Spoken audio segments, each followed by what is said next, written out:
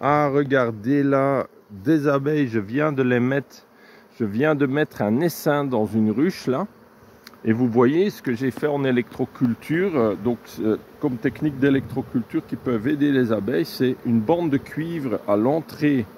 Hein, donc là, elle est toute neuve, elle brille encore. Donc ça permet d'amener des ions de cuivre quand ils vont marcher dessus, ils vont emporter ça dans la ruche.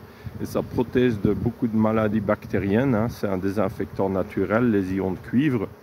Et le varroa, donc le parasite, n'aime pas trop non plus.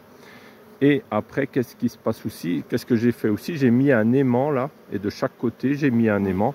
Et cela crée une bulle magnétique qui aide, qui donne de l'énergie aussi à l'essaim, aux abeilles, et qui réduit aussi beaucoup la mortalité. Et après là, j'ai des vis. C'est pourquoi? C'est parce que là, je peux suspendre un circuit Lakowski que je rajouterai plus tard.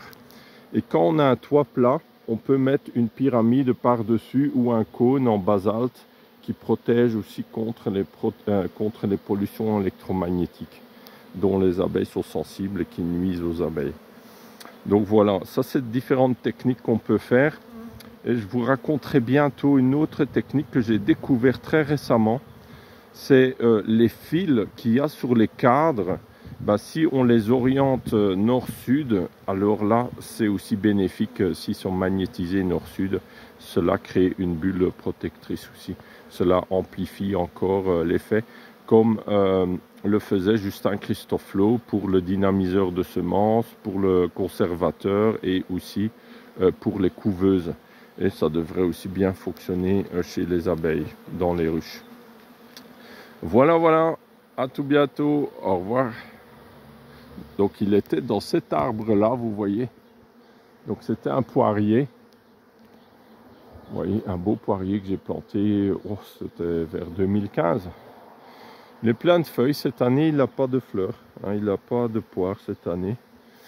Après, je ne l'ai pas vraiment taillé l'année passée. C'est peut-être pour ça que d'habitude, il en avait tous les ans. Ben donc là, les abeilles battent le rappel.